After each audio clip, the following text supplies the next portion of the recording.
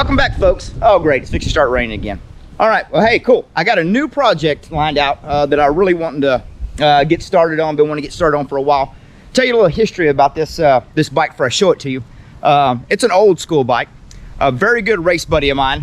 His name is David. He has a Facebook page, Texas Minis. He's way out there in West Texas. Really cool guy. Anyway, he found this bike a while back and sent me a picture of it, see if I'd be interested in it. And I was like, Dave, I gotta have this bike. So we made the deal, and he was even cool enough to deliver it to me all the way from West Texas. He come down to the Pate Swap Meet this year and delivered the bike to me. So check him out on Facebook. I think he's got Instagram also, I'm not for sure. I think he does. Anyway, check my good buddy out, Texas Minis. And anyway, I'll show you this bike and think where I'm gonna go with it. So if you got an input on what I should do with this bike, should I just rip it completely apart, do a crazy paint job, something wild, or should I try and keep it original? I think I'd like to try and keep it original, because once you see the bike, you'd probably say the same thing. But anyway, with further ado, let's take a look at the bike. There you go. It's a Sears Roper. Very cool bike. Get a little quick walk around. It's got the original factory pinstripe, or the stickers that they put on it from the factory. Got the original Tecumseh engine, which has got the tag down here on the bottom. Probably can't zoom in, but it's got the model is a 143, and the serial number is looks like a 0166. So I don't remember if the 66 is a year or not. I'll have to check into that. But like I said, this thing has been sitting out in the West Texas weather. Tires are completely gone. The engine is completely seized up, tighter than all get out. I think it's got a bird nest or some yeah, I don't know what all's in the gas tank. Maybe some Roadrunner feathers or something, I don't know. It had no spark plug in it, probably why the motor's locked up.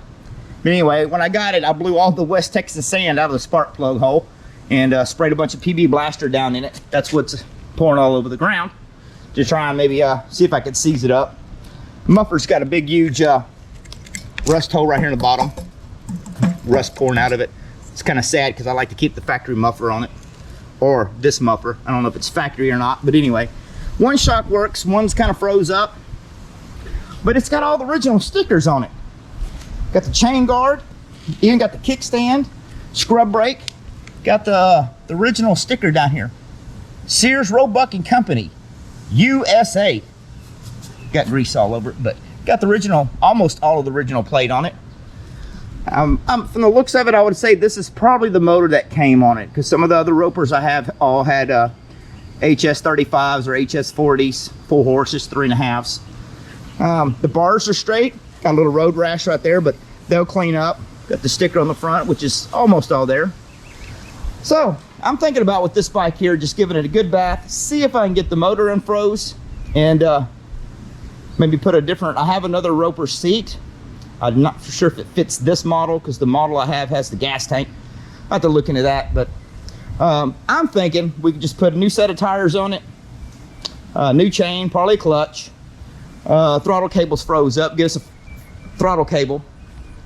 Give it a good bath. Scrub all the rust off we can, and shoot a good coat of clear coat on it, and have a cool, kind of restored, retro restored, I guess you'd say, somewhat, and just make a cool neighborhood cruiser out of it. So that's what you think I should do, or you want to see it all ripped all completely apart in some wild crazy paint scheme. I will not cut the frame up, that's for sure. I will not put a different front end on it, so I will leave it original as possible. I'm not putting hydraulic brakes, I'm leaving scrub brake. So, but if you want to see a wild crazy paint job on this one and a fancy looking seat or something, or you'd like to see it all original and left alone, just a little clear coat, just brighten the patina, leave me a comment below and let me know what you think. But today I'm gonna at least see if I can't get the motor unfroze, get the chain cut off of it, maybe a few other things, because it's fixed to start pouring down rain, so I really can't record anything in the shop because the sound just is not good. So anyway, let's see if we can get a few things done to it, and we'll go from there.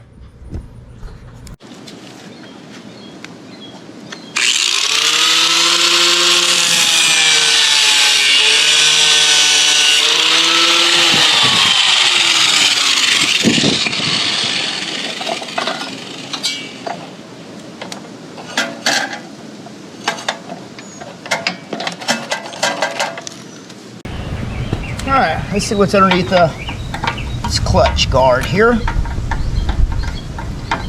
Poor mini bike. Oh boy.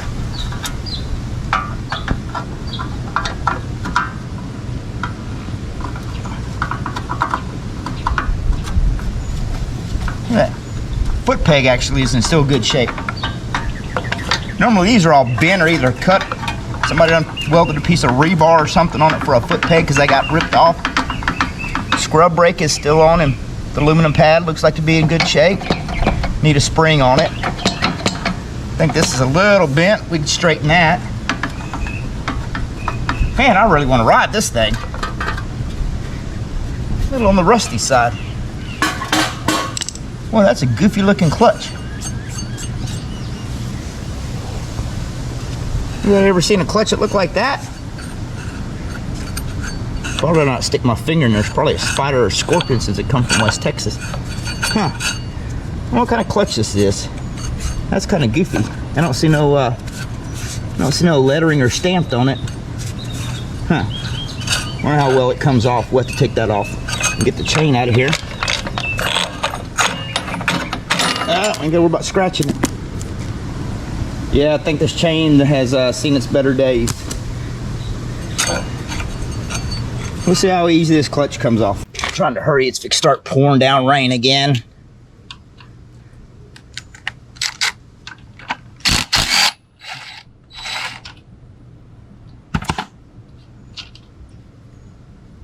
Huh. It's like a fiber washer of some sort. It's not metal, that's almost like gasket material. You gotta be kidding me. Is this thing gonna come off? Wow. A little tappy tap should come off. Alright, sit you right here out of the way. I'll whack you with a hammer. Spray a little WD in here. Look like it wants to come off on its own.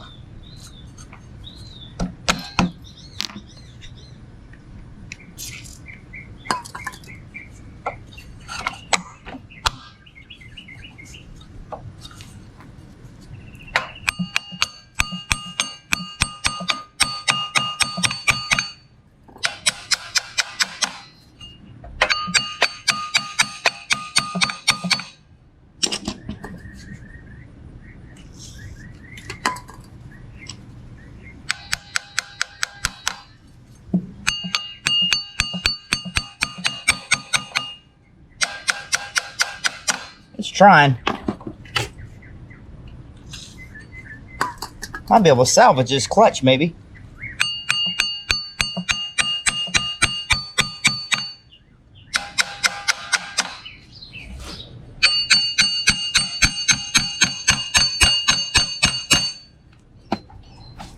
See if I got a fork. All right, let's take the old ball joint fork. See if we can't get persuade a little bit more. If not, we'll just let it soak for a little bit and then we'll try and get it off.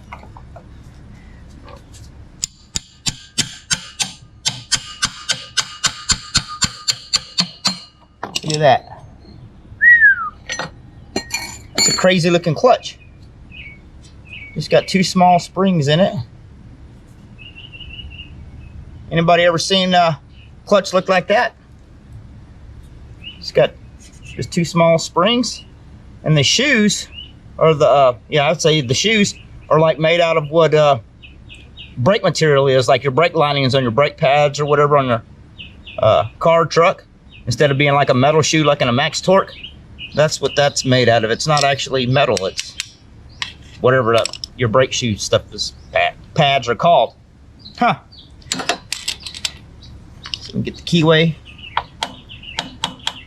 That out of there. A little copper shim, I guess. Oh, that's your bushing. Oh, let's see. I don't have a wire brush right here. Let's see if I can clean this up. Looked like it had something. Well, it says, I see USA in it. FM, something USA. Man, this thing looks, I'll clean this baby up. We'll put her back on there. Huh, cool. All right, I'm probably gonna pull the head off of it, get the gas tank head off of it, and take a look and see what at least the cylinder wall looks like, and we'll go from there. I'll probably pull the fan shroud off also, so I can make sure there's nothing behind the flywheel, dirt dauber or something that's got the flywheel locked up. But I'm gonna say it's probably internal, since it ain't had a spark plug in it and God knows how long. Anyway, so I'm gonna get the fan shroud off, go ahead and get the gas tank, the bracket, and we're gonna pop the head off. And then we'll take a look at it. All right, folks, I'm gonna wrap this video up, show you what I found. It took a while to get the head off of it in the fan shroud, because every bolt was seized in the head. But anyway, I got the fan shroud off, and I was like, all right, cool. Look, I got a little movement in the play, so maybe the motor's not locked up after all, because all the debris and stuff was stuck in the fan shroud. So I thought, all right, cool. And of course, I did spray the cylinder with a bunch of PB blasters, so I was like, let me get that out and let's take a look at the cylinder wall. Let's see if I can get you a good view of what's going on in here. Let's see. Shine a light here for you. See that big old crusty piston? I was like, good God. And you can see right back there at the back where the valves come through. Yeah, that's a big, huge a rusted hole, oxidized, I guess, like through the bore. But the cylinder is just like completely gone. Pistons froze up. I don't know what got put in there at one time. I don't know if it was just from sitting with rainwater in it, since it didn't have a plug, or what. But yeah, so needless to say, folks, this poor Tecumseh is yeah, it's a trot line weight. But there's good parts I can use off of it. Hopefully side cover, use other bolts or whatnot. But I assure you, folks, that this bike will definitely not have a Predator 212 or that type of motor on it. It will definitely go back with an old school flathead. Really don't want to stick a Briggs on it, which I have a bunch of flathead Briggs already built. But it looks really good with the Tecumseh engine, and that's what it came with. So I'm going to dig through my stash of Tecumseh motors, and see what I can find, and that's what we're going to go back with. So we're going to cut this video here, and see you on the next one. Keep in touch.